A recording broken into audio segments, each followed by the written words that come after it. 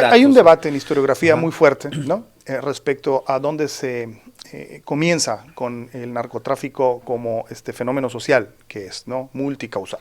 Y podemos hablar estrictamente de narcotráfico cuando es contrabando. Si el bando es una publicación, cuando vas en el contra del bando de publicación de su prohibición, empieza el trasiego ilegal y es ahí donde surge el concepto de narcotráfico. El viejo Marx vuelve a hablar, ¿no? Detrás de todo movimiento social existe una causa económica determinante. El consumo de las drogas y su demonización lleva una relación prácticamente de causalidad respecto a la apertura del mercado en los Estados Unidos. Y la velocidad de la prohibición tiene una base moral muy fuerte, es decir, la moral social es la que impulsa las legislaciones y las legislaciones impulsan el narcotráfico. Entonces, en esa triada hay que entender el funcionamiento del capitalismo. O sea, no puedes pensar en consumo de drogas sin el gran auge que tiene esto para mercados en expansión, ¿no? Y desde el punto de vista sociocultural o histórico-cultural, es que el problema de las drogas se da en México, cuando México deja de ser un país productor y exportador y se vuelve un país donde el consumo se queda en casa. El avance del narcotráfico en su entronización cultural tiene que ver con el debilitamiento del Estado.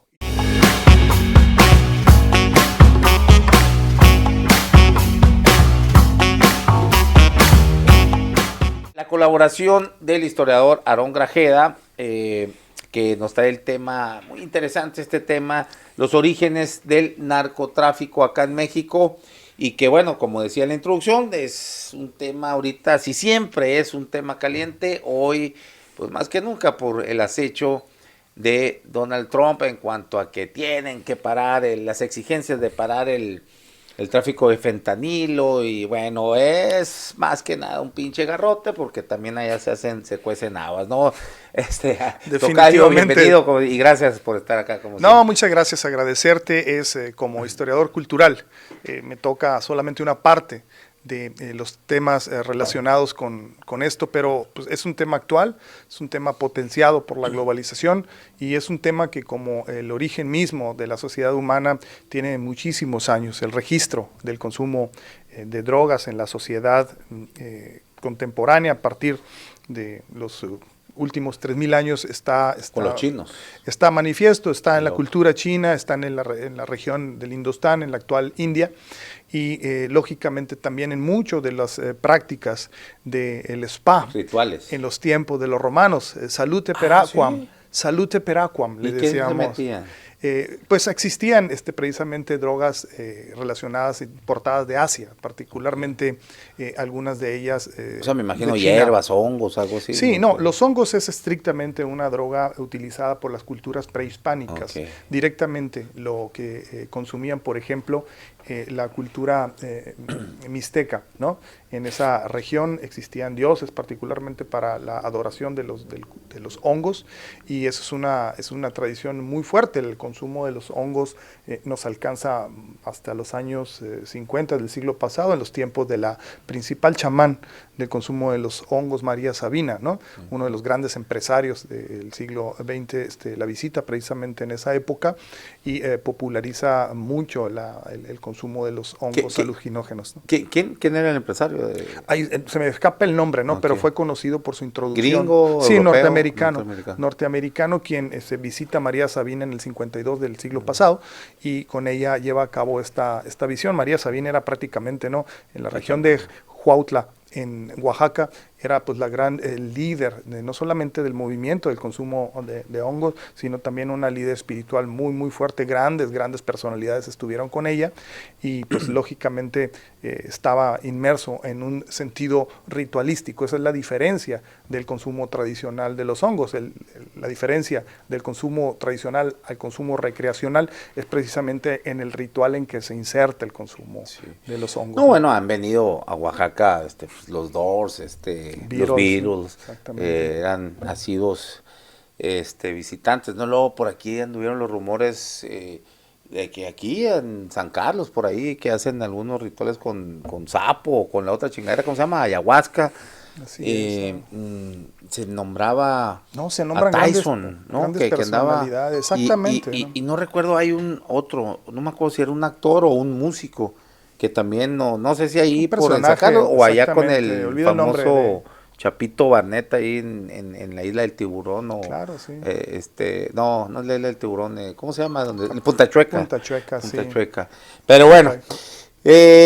bueno, a ver, antes de, ok, voy a poner en silencio nomás el teléfono porque me están llegando mensajes y, bueno, antes de iniciar, Aaron, nomás quisiera hacerte una pregunta fuera totalmente de este Sí, contexto del tema central que tenemos hoy. Porque bueno, pues he estado manejando el tema sobre la Universidad de Sonora, que ya claro. viene, ya ahora en marzo, ya inicia el proceso para la elección a rector. Entrevisté a Cuauhtémoc González, que Claro. él, pues yo ahorita es el único que identifico que públicamente ha estado manifestándose. Bueno, tan es así que lo tuve aquí en entrevista. Y ayer tuvimos una mesa hablando sobre esto y salió tu nombre aquí, que en el espacio de Carlos Aparicio, pues, colaboras ahí también, creo, ¿verdad? Sí, tengo una Sí. colaboración semanal. Y ahí Sí, también él con te él. preguntó que si, bueno, es algo que también hace mucho se rumorea, pues, ¿no? Claro. De que tú irías por la rectoría. Y bueno, aquí agarrándote aquí a quemarropa, mejor o sea, para no andar con especulaciones, Sí, mejor aquí claro. te pregunto, ¿tú estás interesado, vas a participar en el proceso? ¿Qué nos puedes decir sobre esto? Sí, mira, Lo que yo, tanto se rumorea. claro, no, yo al igual que muchos académicos de la Universidad de Sonora, tenemos la aspiración y la responsabilidad civil de impulsar cambios en la Universidad de Sonora. A mí me parece una oportunidad muy grande tener con la experiencia adquirida la posibilidad de dirigir la máxima casa de estudios. Solamente tengo un aspecto que es previo a la decisión de participar, que tiene que ver con mis capacidades de gestión en lo federal y en lo estatal, para poder, lógicamente, llevar, ¿no?, la seguridad a la mesa de más de 4,000 familias que dependen directamente como empleados de la Universidad de Sonora. Entonces, eso estoy evaluando solamente y es una decisión que voy a tomar muy brevemente. Mi tendencia es precisamente enfrentar una responsabilidad de ese nivel. Tengo la aspiración, pero lógicamente tengo que evaluar primero si mis capacidades de gestión en el gobierno estatal y en el gobierno federal dan para una responsabilidad de esa magnitud en una etapa de incertidumbre presupuestal por la relación que tenemos muy fuerte y de tensión con los Estados Unidos. Eso se refleja mucho en los procesos de presupuestación, y si mi relación en la gestión estatal y federal da a como la dejé en los tiempos en que tuve la oportunidad de estar en ese impulso, voy a tomar esa decisión. Okay. El gasto corriente todavía abarca. Arriba del 90% en la Sí, Universidad de no, Sonora. mira, yo hice una por ahí ¿qué sería? 2017, yo creo, una solicitud de información Información. a la Universidad de Sonora, pidiendo varios información financiera, sobre Claro. todo, ¿no? Pues cuánto era el gasto corriente, cuánto era el presupuesto, el gasto corriente, cuánto se invertía en investigación, todo este tipo de cosas, ¿no? Y me quise ir para atrás, creo que en ese momento, por ahí debo de tener, voy a buscarlo, sería interesante otra vez ahí refrescar eso. Actualizarlo. No recuerdo si era 96% o 98%, Es muy alto, lo que se sí, iba muy alto. en gasto corriente. O sea, ¿qué es gasto corriente? Digo, para los que no estén muy familiarizados, pues gasto corriente es, la mayor parte se va en servicios personales, que es la nómina, pues, ¿no? Nómina. Nómina, pues los gastos estos de luz, de red, bueno, Agua, no agua, paga luz. renta, agua, luz, todos los servicios, pues, ¿no? Y, ay, cabrón, entonces Es muy alto. 2% distribuido entre alumnos, entre investigación, y dices, pues, hijo de la... Sí, es muy alto. Mira, vamos a tener la oportunidad de conversarlo a profundidad para darte exactamente el costo que se hace por inversión por alumno. Y cuando tengas esos datos y tengas la visibilidad de ello, vas a entender la importancia de la Universidad de Sonora y dónde está parando esa, ¿no? Yo quisiera que me dieras en esa reciprocidad la oportunidad de platicarlo contigo, y con mucho gusto Sí, irme a profundidad con eso, ¿no? Cuando tomes la decisión, aquí una entrevista, así como se le dice a Cuauhtémoc, otra vez le iba a decir Cuauhtémoc Blanco, Cuauhtémoc González, así, ¿no? Digo, que nos hables de tus aspiraciones, de tu proyecto, qué es, por qué quieres ser rector, en fin. Cuenta con ello. Lo otro es, yo le comentaba también a Cuauhtémoc Guillano, para cerrar porque no es el tema, a ver, a mí me parece que es una falacia eso que la universidad es autónoma. ¿Por qué? Porque una autonomía se define mucho en que tenga su propio presupuesto. Entonces, tienen cada año que estar yendo, unos dicen a lamidear, otros a negociar con el gobierno del estado, de que dame, oye, pues necesito, súbeme tanto, que esto. Cuando lo más pertinente debería de ser para que conserve esa autonomía, bueno, derivado de que tienes que ir a negociar y que, bueno, muchas veces tienes que andarte portando bien, ceder en cosas, muchas veces, no estoy diciendo que sea el caso, pero para eso se presta, pues, ¿no? Para lograr que te den un aumento pues lo que necesitas, ¿no? Para que siga funcionando la Universidad de Sonora. Cuando debería ser un porcentaje, que se establezca un porcentaje del presupuesto anual que va a tener el gobierno del estado, directamente ya se va, y ya no tienes que andar negociando ni madres, y entonces o negociarás para casos eventuales, ¿no? De emergencia o extraordinarios, pues, claro, ¿no? Casos extraordinarios. Pero así, digo, yo sé que eso no le correspondería al rector, bueno, le correspondería mucho en gestión, en negociar, que se legisle y que se establezca un porcentaje. Entiendo que va a ser muy complicado porque siempre los gobiernos, pues, tienden a que esa tentación de tener de tratar de tener el control de muchas cosas o de casi todo, pues, ¿no? Pero a mí me parecería importante, si verdaderamente quieren darle una autonomía plena a la Universidad de Sonora, tiene que el presupuesto tiene que ser así establecido sobre un porcentaje del presupuesto anual, ¿no? No sé qué. Sí, mira, yo creo que voy a tener la oportunidad de exponerte mi punto de vista a profundidad respecto a este tipo de presupuestación, de lo cual hay un ejemplo nacional muy importante que te voy a mencionar en la entrevista. Quiero decirte solamente que hay una diferencia muy grande entre autonomía y soberanía, ¿no? Entonces, si entendemos que somos dependientes como institución del presupuesto acordado y programado por el Poder Legislativo, entendemos mucho mejor la autonomía, y la autonomía se piensa más bien como libertad de cátedra y ejercicio de crítica más que como dependencia económica. Pero dame la oportunidad de platicarte a profundidad de eso, darte ejemplos positivos y cómo podríamos salir de esa condición de incertidumbre financiera anual. Muy bien, bueno, era nomás aquí hacer la pregunta, porque luego a lo mejor muchos me iban a preguntar, ay, ¿por qué no le preguntas? Así que, no, pero bueno, ahí está. Los te estás evaluando, sí tienes intenciones, pero todavía no lo decides al 100%. Cuando lo decidas nos vas a dar una... Bueno, ya nos dijo que nos va a dar una entrevista, quiere decir que sí va ahí, pero está...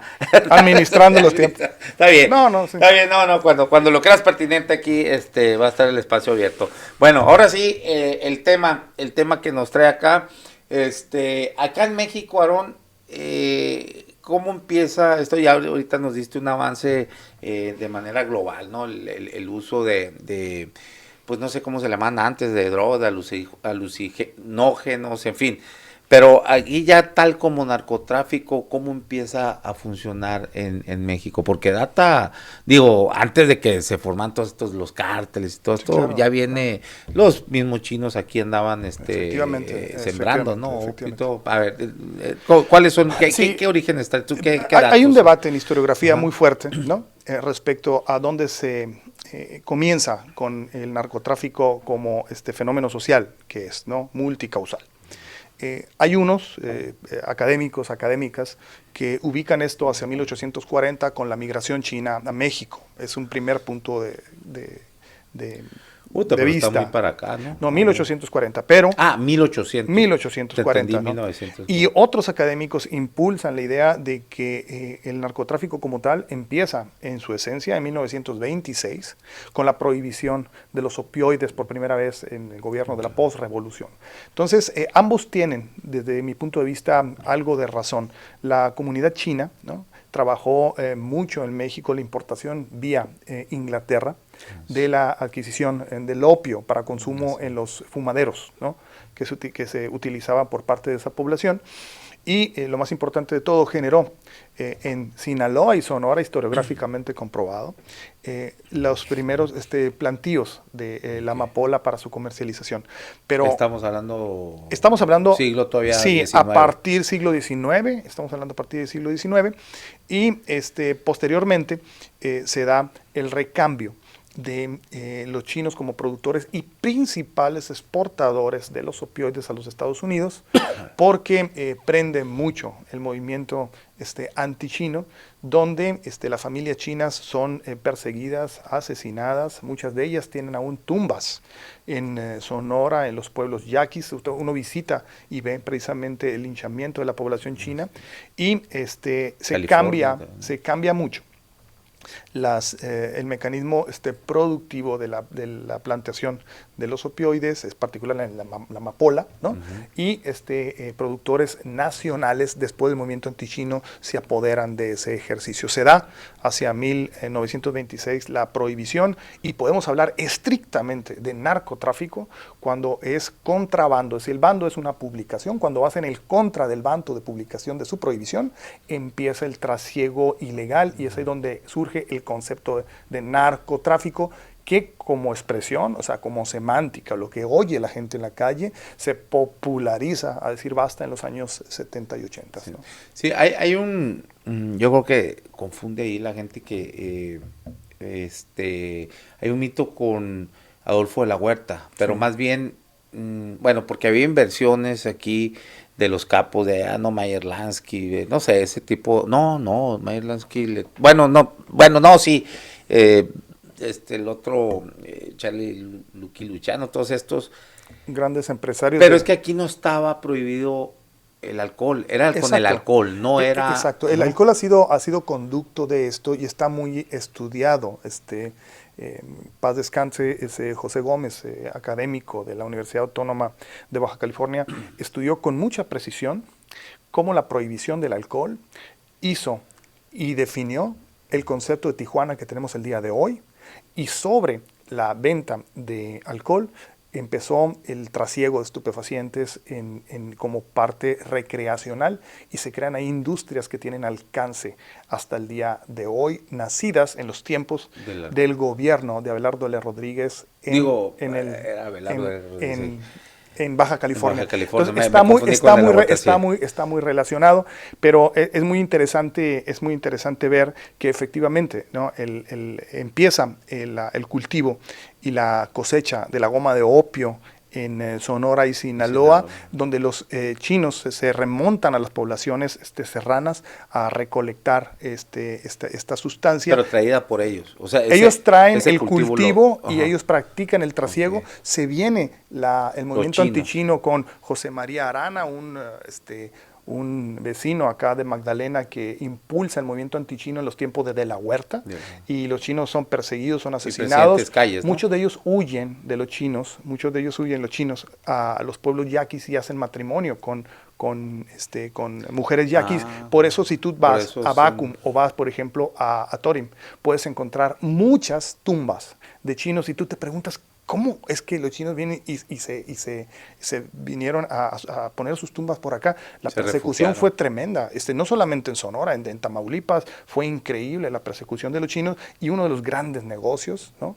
El viejo Marx vuelve a hablar, ¿no? Detrás de todo movimiento social existe una causa económica determinante, y el gran negocio de la población china fue el trasiego de el opio a los Estados Unidos. ¿Por qué?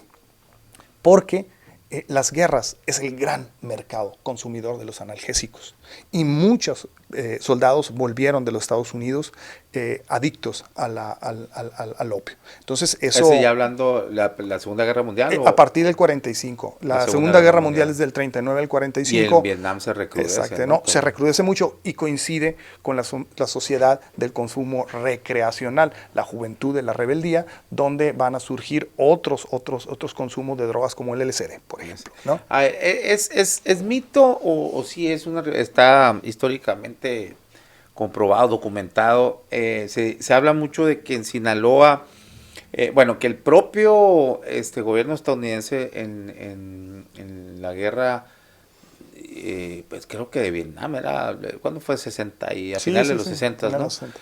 A través de la CIA, son los que negocian para que haya cultivos de opio en Sinaloa, llevarlos, mandárselos para traer a los soldados ahí relajados, ¿no? En Vietnam. ¿Es real eso? Sí, ¿O es un mito? No, yo creo que es real, y no solamente real, yo creo que es lógico. Te voy a poner un caso más grande. O sea, la relación en la modernidad, la relación entre guerra y consumo de drogas ha ido de la mano. O sea, te voy a poner el caso particularmente, ¿no? Un científico alemán de nombre Arthur Hefner, en 1897, trabaja el procesamiento de la mescalina y la identifica como elemento psicoactivo. A partir del 1917, la mescalina es llevada al tránsito en los laboratorios para su uso. Y durante la Segunda Guerra Mundial, el ejército alemán consume la mescalina como un elemento necesario para las condiciones antihumanas de los procesos de la guerra, incluyendo su presencia documentada en campos de concentración. Es decir, la guerra obliga a este tipo de sustancias y las populariza.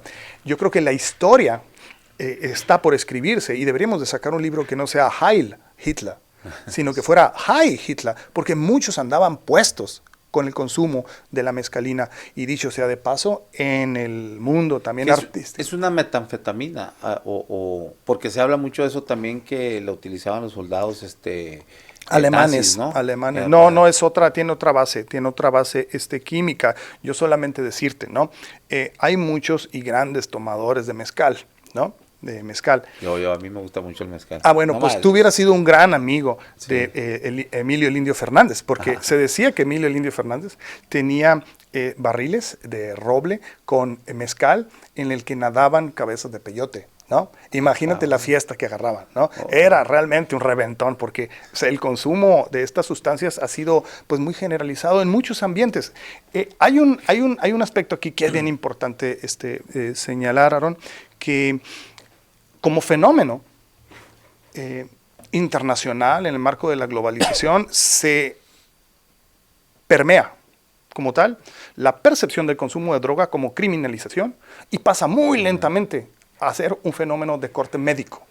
Y todas las legislaciones llevan ese trazo. Sí. Lo ves en México, lo ves en Estados Unidos, pero otro de los fenómenos que lo ves como una constante histórica, es que el consumo de las drogas y su demonización lleva una relación prácticamente de causalidad respecto a la apertura del mercado en los Estados Unidos. Ese es un aspecto bien interesante. Es decir, cómo se mueve el mercado de los Estados Unidos y su prohibición genera los cambios en las legislaciones del resto de los países. Entonces ¿Aquí pasó en México? No, claro, pasó con Cárdenas. Sí, pasó exactamente con 6 Cárdenas. 6 meses duró legalizado. Exactamente, ¿no? 6 meses. En el 39, en el último año de gobierno de Cárdenas, se viene el reglamento de toxicomanías, ¿no? En el régimen médico ¿Quién era el secretario de Salud? Que fue el que Leopoldo, no, ese es el de Venezuela, pero creo que era Leopoldo algo bueno, es el secretario de Salud que tenía en ese momento. Propone el reglamento y que se vio como avanzada. Que no debe ser una judicialización, sino verlo de un sentido médico. Incluso ¿te acuerdas que había estas clínicas de salud? De rehabilitación, exactamente. Ahí hacen las clínicas de rehabilitación, te inscribías en un padrón, y mientras tú estabas llevando estas rehabilitaciones, te proveían de cierta dosis. Dosificaban, ¿no? Claro. Dosificaban para que fueras avanzando, pues, ¿no? En tu rehabilitación. Y Estados Unidos inmediatamente amenazó con mandar el Ejecutivo amenaza a México con mandar al Senado una legislación para que se prohíba toda la medicación en los hospitales públicos. Ningún laboratorio farmacéutico iba a poder venderle a México la morfina para las operaciones. México, y todo. Pues iba a quedar sin medicamento. ¿Por qué? Porque pues era la política de Estados Unidos la prohibición, porque pues también con la prohibición hay muchos giros negros y hay mucha lana por debajo de la mesa, ¿no? Entonces, bueno, y va para atrás, no le queda otra Cárdenas más que, y duró 6 meses, y iba un proceso avanzado donde además habían bajado muchísimo el tráfico. Ahí en esos momentos existía una señora que se llamaba María Dolores Esteves Zulueta, Lola la Chata, que fue la primer capo ahí en México, en la Merced. Mujer, ¿no? Que tenía un negocio que vendía chicharrones y café, pero también te vendía tu truco ahí, ¿no? Y era la que tenía todo bueno, de hecho hay un podcast muy bueno, Sí. que habla de esto, basado en un libro. Ya estoy como Peña Nieto, que no recuerdo cómo se llama el pinche libro ni el autor, que habla de este tema, específicamente en ese contexto, en Sí. ese lapso histórico de aquí de México. Pero bueno, No, o sea, estamos en la sociedad de la prohibición por un lado, pero de la tolerancia también. Sí. Están grandes consumidores, particularmente de cannabis, como este gran compositor nacional, ¿no? Agustín Lara, ¿no? Ah. Pero también entra Hay lógicamente. una anécdota esa, no te rápido te la cuento y aquí te estoy interrumpiendo, pero dicen que en el chingado, ya ves que fumaba con un, ¿cómo se llamaba la madre esta? Pitillo. No, pero le ponen pues, ¿no? ¿Mm? El cigarro que es largo, así, las mujeres lo usaban mucho ¿Sí? también. ¿No? Bueno, le conectas y eso es lo que utilizaba iPhone. Entonces que alguien le dijo, no, pues, dice, pues así con esa pinche inspiración cualquiera compone.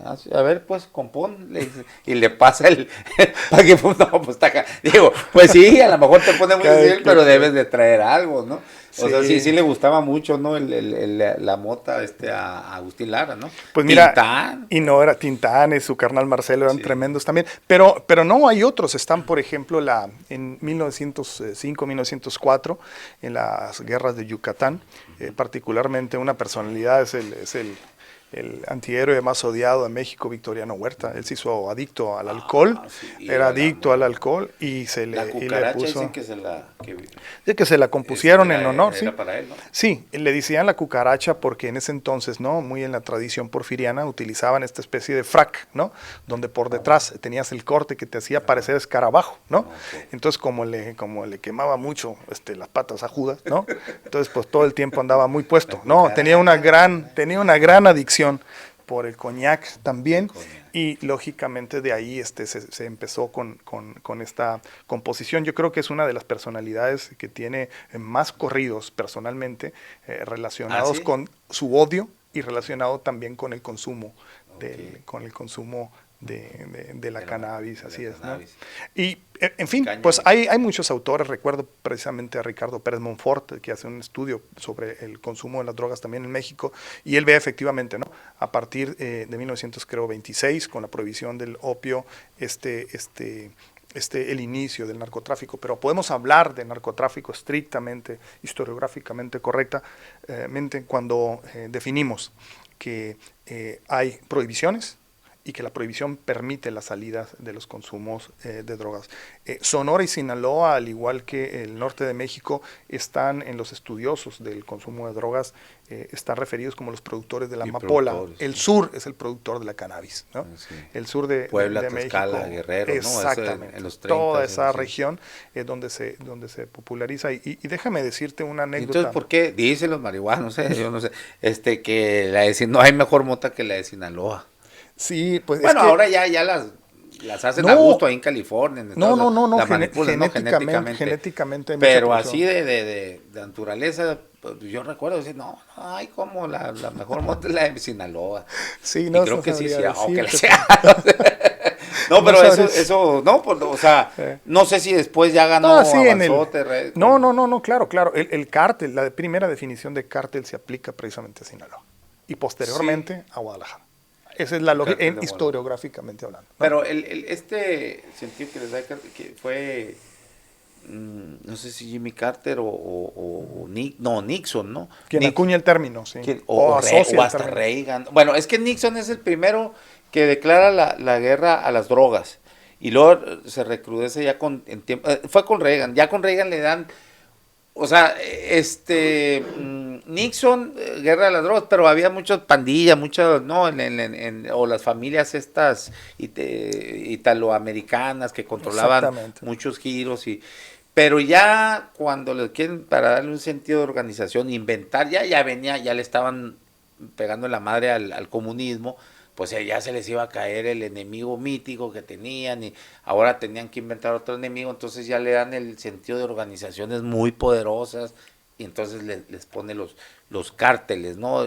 A mí me parece, sí, como es forma con de Reagan, agrupación. es con Reagan. Sí, lo interesante aquí en El cártel de Cali, Medellín, de todos esos, ¿no? Y luego aquí los cárteles de Guadalajara, que eran Sinaloa. los de Sinaloa, pues, ¿no? Sí, mira, yo creo que una de las cosas interesantes como para una agenda de investigación es la velocidad de el narcotráfico se da mucho a la velocidad de la prohibición, y la velocidad de la prohibición tiene una base moral muy fuerte. Es decir, la moral social es la que impulsa las legislaciones, y las legislaciones impulsan el narcotráfico. Entonces, en esa triada hay que entender el funcionamiento del capitalismo. O sea, no puedes pensar en consumo de drogas sin el gran auge que tiene esto para mercados en expansión, ¿no? Y los Estados Unidos requirieron también de esas prácticas porque es una forma de vida también, ¿no? Y es un consumo que te dinamiza mucho las economías. Entonces, te digo, hay mucho por explorar en este universo, y la verdad es que también hay otra parte muy importante en la que cómo se cotidianiza. Yo creo el problema, Aaron, en el que coinciden autores desde el punto de vista sociocultural o histórico-cultural, es que el problema de las drogas se da en México, cuando México deja de ser un país productor y exportador y se vuelve a consumo. y se vuelve un país donde el consumo se queda en casa. Entonces es allí donde se ve el auge en el que la violencia tiene su aparición, las formas de manifestación cultural de esa violencia se reflejan en productos culturales. ¿A partir de cuándo es eso? Supuestamente con la caída de las Torres Gemelas, o se recrudece ahí. No sabría, no sabría señalarlo, pero cuando precisamente esas prohibiciones hacen que la producción que se va exportando se quede en el país, es donde más se generaliza su consumo, ¿no? Se supone que aquí en México, cuando, pues ya ves, antes no se veían estos asesinatos, hay mucho homicidio de los vendedores de drogas, los dealers o tiradores que se les llama. Sí. Pues antes eso no se veía. Entonces empieza a partir cuando ¿por qué? Porque no había pelea por las plazas en lo nacional, en lo local. Peleaban los territorios de trasiego y de siembra, ¿no? Pero no las plazas de venta. Aquí en México eso no sucedía.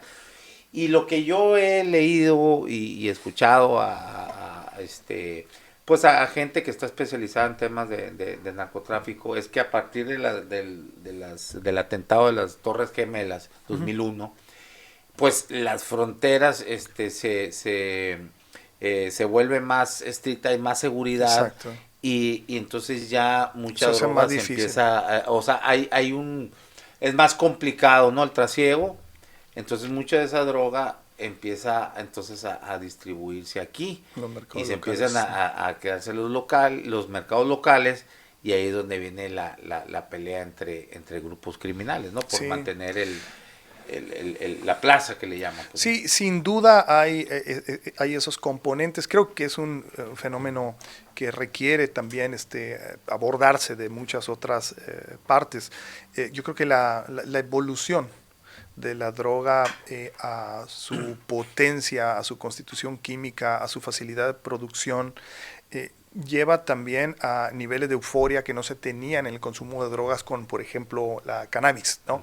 O sea, es evidente que la cannabis tiene un tipo de euforia diferente a todos estos químicos procesados. No, es más bien sí, te relaja. No, claro. Entonces, y te digo, pues esto se ha llevado, hemos hablado de Victoriano Huerta y pudiéramos mencionar a Vicente Fox, el gran aprovechador de la apertura del mercado de la cannabis industrializada. Digo, aunque parezca, pero pinche viejo ese, yo creo que nunca ha probado un gallo, aunque parezca que anda todo loco siempre, pero ese por otras cosas. No, pero quiero decir que digo, sí, que el horizonte de percepción, pues, ¿no? Sí. Claro, el horizonte de percepción moral que tenía la marihuana, por ejemplo, en los tiempos de Huerta, ¿no? 1913, 1914, a lo que tuvo al final del siglo XXI va cambiando también. Hay una mayor permisibilidad, ¿no? Pero siento yo que históricamente hablando, ¿no? Pienso que va evolucionando mucho, no solamente la sustancia, su nivel de euforia, pero también está su facilidad de acceso, por otro lado, sí. ¿no? Y lógicamente, pues eso crea una visión que nos hace entender el día de hoy, ¿no? Que tengamos esos niveles de violencia materializado también en expresiones culturales, porque eso impacta mucho, no solamente en la plástica, sino en la música, lo estamos viendo Sí. mucho. Yo te comentaba ayer que hablábamos para verlo el tema y cómo avanza todo la expresión cultural, en este caso en concreto la música, cómo hay una evolución también sobre el plasmar en las letras, en la lírica de la música, el desarrollo del narcotráfico. Y te comentaba yo que, por ejemplo, el de Emilio Varela y Gamela La Tejana, pues son dos fulanos ahí que dicen vamos a cruzar ahí, no sé, en las llantas, ¿no? Traían las llantas del coche repletas de hierba mala. Sí, pero la Lupita en rock la canta de marihuana, ¿no? Ellos sí le llaman, sí les oí. Entonces, ¿no? Sí, la prefiero. Bueno, entonces, son dos, así que en lo individual, pues ellos se aventuran a pasar, ¿no? Escondidas ahí en el auto, bueno. Luego con una película terrible, ¿no? La banda del carro rojo, bueno, después con Valentín Trujillo y Ana Luisa Pelufo, pero terrible, pero ¿no? Muy y guapa la escena, Pelufo, ¿no? y la escena de Marras, ¿no? Es ahí cuando la policía para, ¿no? El carro rojo, ¿no? De Emilio Varela. Terriblemente malas actuaciones, ¿no? Pero ¿cómo pegaron esas pinches películas? Pues era cine prácticamente húngaro, pues, ¿no? Lo podías ver en algún bar, en un terregal regado, ¿no? Sí. Y entrábamos cuando era niño, me tocó también a mí, pues, y la canción es de 1974, ¿no? No, 75. La canción 74. Es del 74, un año después de que yo nací, y se popularizó. Sí, fíjate, es 1974. Entonces ya luego para el principio de los 80s o final de los 70s, no, es la banda del Carro Rojo, también de los Tigres del Norte. Ya es como una célula, ¿no? Ya van son algunos la banda del Carro Rojo y traen todo su logística y toda la onda. Y ya sí se ven como traficantes. Sí, ya empiezan, ya se ven como traficantes. Pero no deja de ser una célula, ¿no? Una pandilla, una célula ahí. Pero ya para 1997 los mismos Tigres del Norte ya cantan El Jefe de Jefes, o sea, que dicen muchos, no se ponen de acuerdo, muchos dicen que era el Señor de los Cielos, Amado Carrillo, y otros dicen que no, que es Félix Gallardo, que Félix Gallardo sí era el jefe de jefes, porque era ¿te acuerdas? La federación le llamaban, ¿no? O sea, fue el cártel de Guadalajara. Después la DFS, Dirección Federal de Seguridad.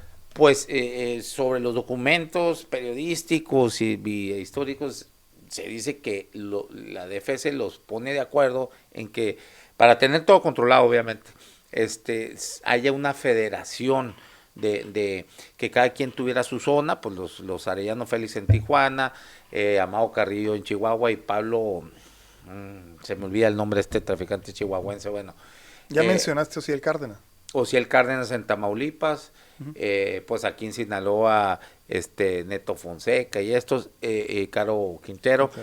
Y como el jefe de todos ellos, de toda esta federación, Félix Gallardo, ¿no? Okay. Era una especie como lo que formó también en el otro lado Charlie Lucky Luciano, ¿no? Cuando, ¿te acuerdas también? Sí. Que hay una película muy buena que se llama Mobster, que ahí se ve cómo todos lo pone de acuerdo. Sí. ¿Sabes qué? En lugar de estarnos agarrando chingazos aquí, vamos a ponernos de acuerdo. Y él es hay mercado para todos. ¿no? Sí, hay mercado para todos. Y ahí es cuando Al Capone lo mandan a Chicago, Meyer Lansky lo mandan a California, ahí Bugsy sigue Las Vegas, que construya Las Vegas, bueno, en fin. Como paréntesis ahí, yo creo que es importante señalar, en 1974, ¿no? Se escribe la canción que popularizan los Tigres del Norte, Camelia La Tejana, ¿cómo le llamaban? Contrabando y Traición, ¿no? Se llama la Contrabando canción. Y Traición, en la que la personal, y esa es una innovación importante, ¿no? En que la personalidad protagonista es una mujer, ¿no? Así es. Posteriormente, o sea, la presencia de la mujer va a tener peso y va a ir evolucionando de una manera interesante, porque en la historiografía, visto desde la historia cultural, Sí. viene esta importante novela de Arturo Pérez Reverte, donde La Reina del Sur. populariza a Teresa Mendoza como la personalidad. Esto es llevado en Telemundo a una serie también, y esto ha evolucionado, ¿no? En su etapa más Muy reciente. chafa la pinche serie, pero digo, el libro está bueno. Esto ha evolucionado en su etapa reciente, es difícil alcanzarte el gusto, tocayo, con Emilia Pérez, ¿no? Con último, ¿no? Como transgresión, ¿no? Entonces, estos personajes de lo subalterno, ¿no? Dentro de la tradición cultural Sí. del Fíjate cómo va todo evolucionando, pues, sí, ¿no? sí, tiene una línea muy clara Así es. de popularización, ¿no? Y entonces En la ahí sociedad. podríamos llegar, tocayo, que esta cultura, el narcotráfico ha ganado la batalla, o por lo menos la batalla cultural, porque tienen muchas expresiones, o sea, son vasos comunicativos esos. Mira, hay una interpretación. Tienen su Sí, ¿cómo se claro. llama? Su comunicación social, pues. No, Y no, es no, a claro, través de muchos, exactamente moderno. pues hasta los financian, pues, ¿no? No, y es abierto. Mira, hay una interpretación que me parece muy interesante desde el punto de vista un teórico de la sociología Bauman, ¿no? Que dice que el avance del narcotráfico en su entronización cultural tiene que ver con el debilitamiento del Estado. Y si lo piensas, está muy potente Así lo es. que dice Bauman. Es decir, quiere decir que como se va debilitando, como se va dando el desmantelamiento de las instituciones del Estado, penetra el narcotráfico. En esa lógica, la restauración de la fuerza abandono del del Estado, Estado. o Ahorita el abandono. te pongo No, ejemplos. pero el desmantelamiento lo dio el neoliberalismo de una manera Ah, terrible. claro. ¿Me explico? Sí. Entonces, tiene mucha interpretación, mucho poder Adelgazar esa. la burocracia, Tú pues, decía, delgazas el Estado Sí. y penetra el narcotráfico porque las instituciones de su medicación, no de su criminalización, se van a la baja, ¿no? Así es. Entonces, es la visión de una personalidad sociológica como Bauman. Así es. Sí, por ejemplo, a ver, en Mocorito, cabrón, vamos, ¿no? Que dicen que es, además de la tierra de músicos como los Tigres del Norte, también ahí que es el semillero de sicarios, dicen, ¿no? Digo, no, ni Badiraguato, no me gustaría estigmatizar, pero bueno, eso es lo que popularmente, pues, ¿no? Se dice, pero, vamos a suponer, en Mocorito o Badiraguato, donde hay una ausencia casi total del Estado.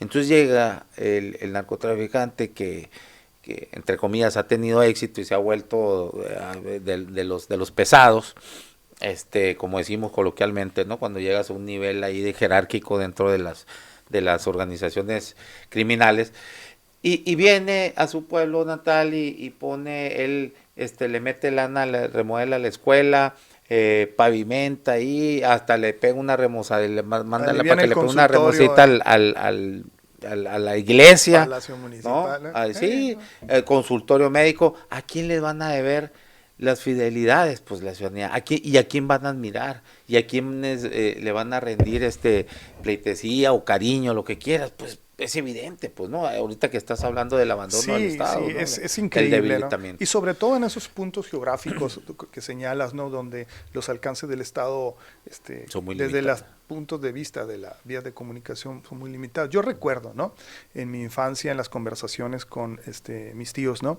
Que ellos provienen de la parte de Chihuahua, la parte sur de Sonora, desde Álamos conecta a Chihuahua, ¿no? Y en esas regiones ellos comentaban, ¿no? Que era muy común en los años 50 la siembra de la amapola. Y yo paraba oreja porque son cosas que me interesaba en la curiosidad, ¿no? De niño o adolescente. ¿Probarlo o qué? Y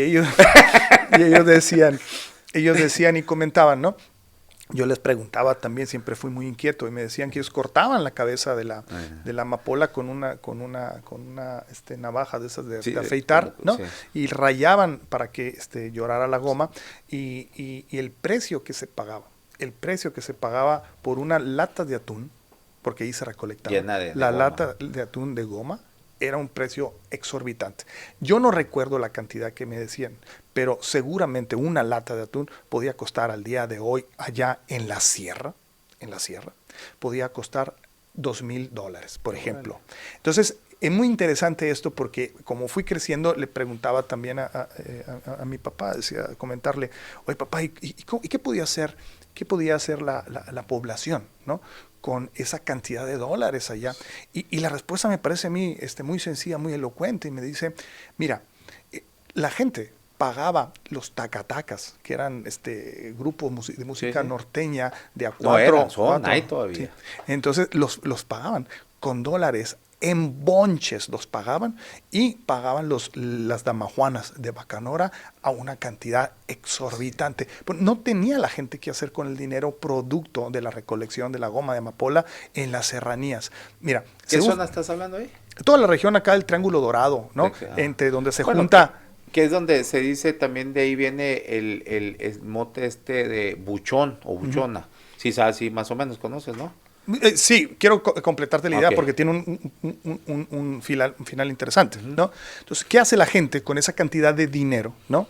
En la serranía, pues solamente poder agarrar la fiesta así, una vez, 2, 3 veces al año, ¿no? Cuando se da la construcción de la presa de Loviachic en 1952, las poblaciones de músicos que llevaban a las serranías la fiesta, ¿no?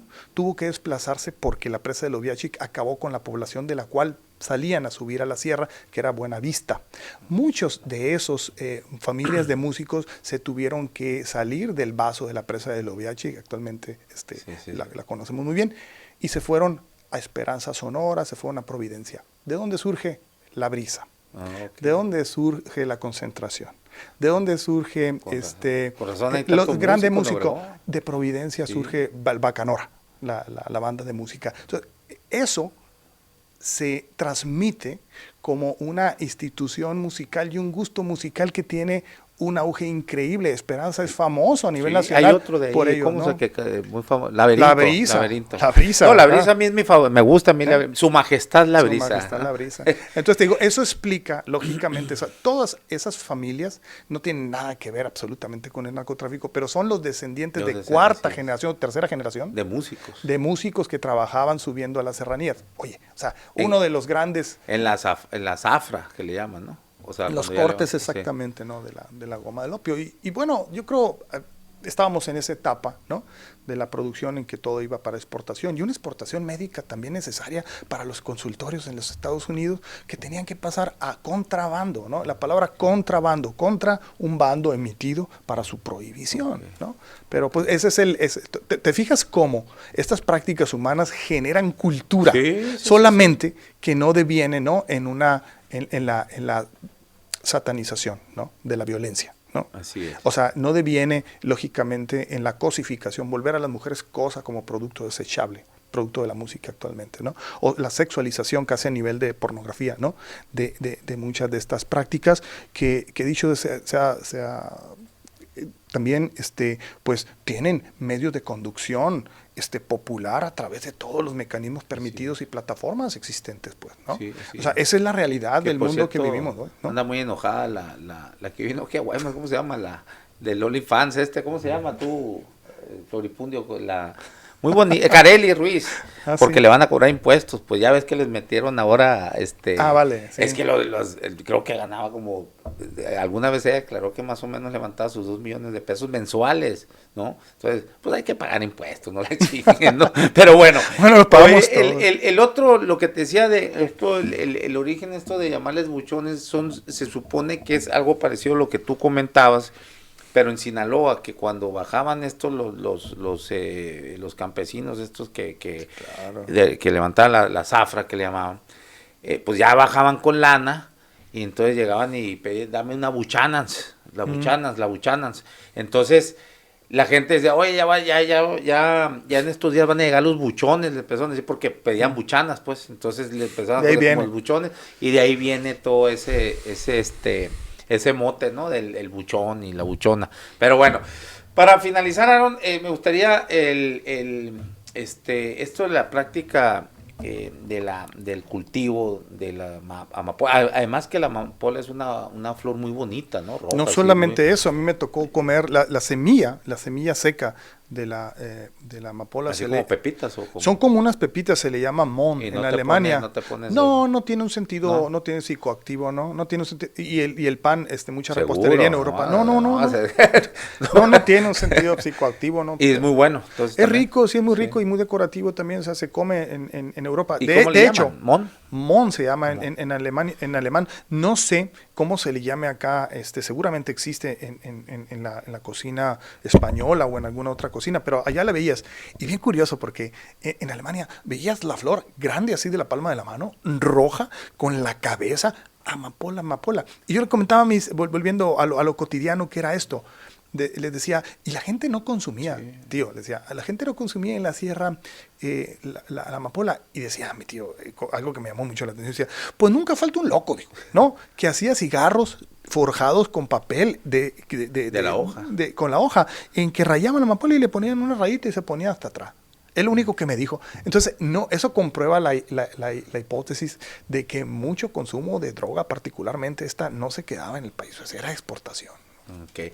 Sí, bueno, el asunto es que en Sinaloa era perfectamente visto como algo sumamente normal, era el cultivo, volviendo al tema de cuando te pregunté si no era un mito, si había datos históricos sobre esto, de que el gobierno de Estados Unidos a través de la CIA negocia aquí con el gobierno mexicano para que se cultive ahí el opio y luego llevárselo a la guerra a sus soldados, ¿no? Entonces, pues se contrataba gente, la gente se iba a la serranía a cultivar y era todo perfectamente normal. Entendible, no había, pero de pronto, precisamente cuando empieza Nixon con la guerra esta contra las drogas, luego aquí pues les exigen a los mexicanos y inventan una chingadera que se llama la Operación Cóndor, que fue exacto.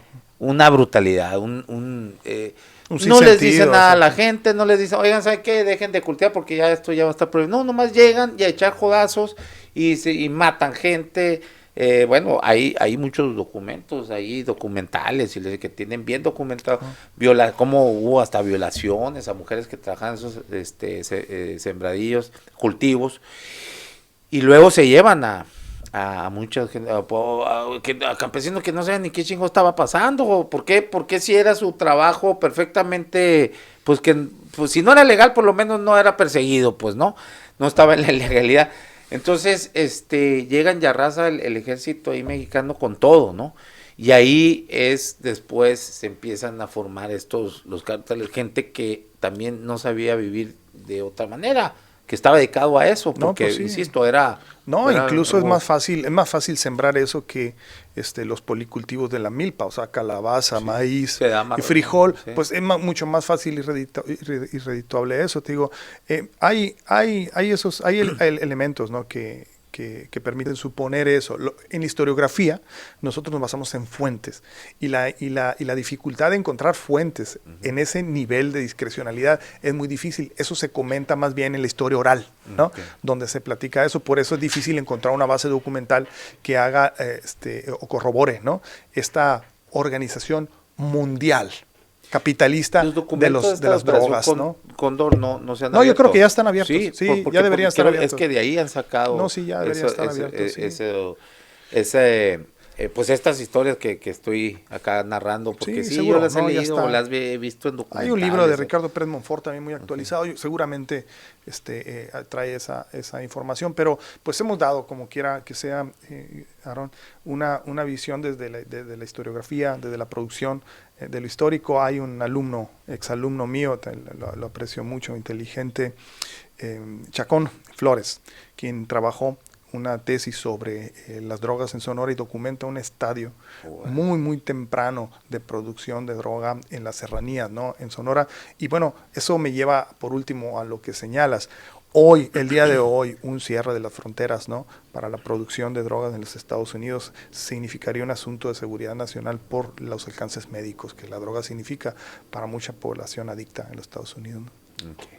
Bueno, además, y luego hablando de fentanilo, qué pinche descaro, ¿no? Pero bueno, yo sé que no, en realidad no es el objetivo, el parar el tráfico. Pues sí, ellos mismos lo tienen y tienen a una bola de gente enferma, adicta, desde la prescripción médica. Porque, es más, hay una serie buenísima, no sé si la has visto en Netflix, que se llama Medicina Letal.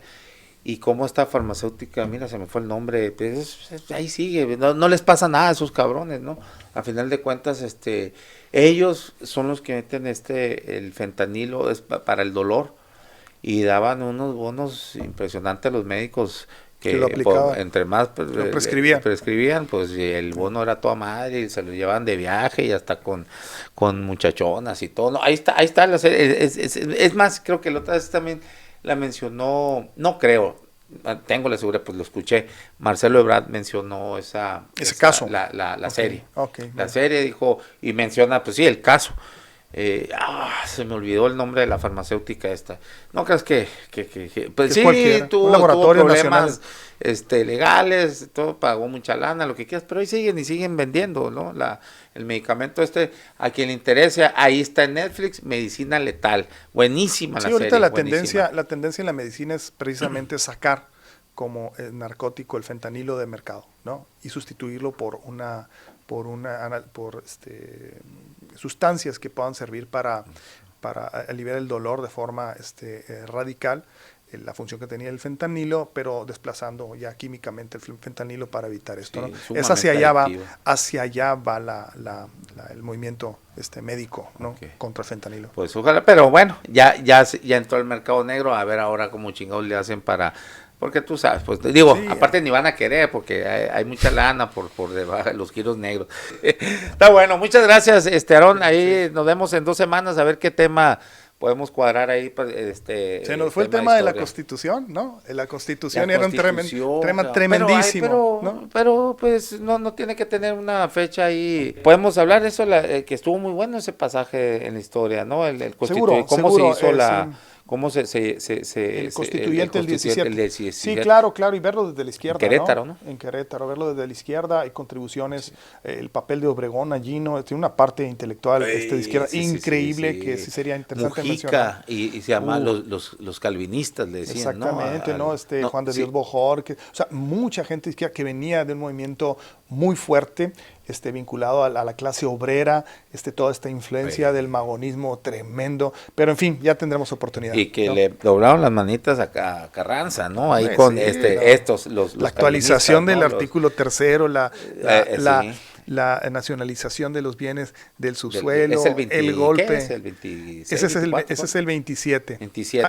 El artículo 3º es la educación gratuita. Sí. Y luego, ¿cuál otro por ahí pusieron? El del trabajo, el 123 también. 120, o sea, fueron fundamentales, José Mujica, entonces, que después iba a ser un presidenciable, el que quería Cárdenas precisamente, y que pues parece ser una muerte violentísima. Yo creo que en las muertes de políticos nacionales, ninguna muerte con la de Mujica. Terrible. ¿Ah, sí?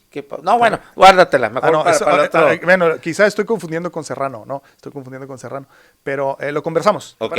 Sí.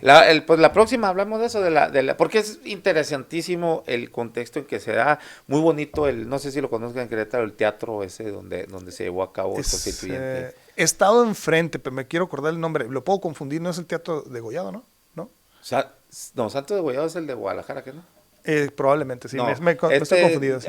Mira, no me acuerdo. Yo hace 2 veranos, muy bonito, ahí lo conserva muy bien. Pues ahorita, bueno, pues ya lo ves como un teatro chico. Cuando vas a México ves unos pinches monstruos de teatro, ¿no? Pero ahí muy bonito, lo conserva muy bien y respira, hasta sientes la vibra ahí de todos los que andan de los debates, ¿no? Sí, y que haya salido, ¿no? Qué increíble, ¿no? Sí, muy buena. Que haya salido, pudieron cerrar el constituyente, ¿no? Qué cosa tan increíble, ¿no? Con el nivel de radicalidad que tenía ¿no? Totalmente, pero, ¿no? Y con la presión de nuestros queridos vecinos, que no dejan de chingar, ¿no? Ahí están chingando, pero sobre todo el petróleo. Muchas gracias, Aarón. No, de nada. Muchas gracias, Aarón Grajeda, historiador. Nos despedimos. Muchas gracias a ustedes por la conexión. Nos vemos y nos escuchamos mañana a la 1:00 p.m. acá en La Polaca con Aarón Tapia. Gracias.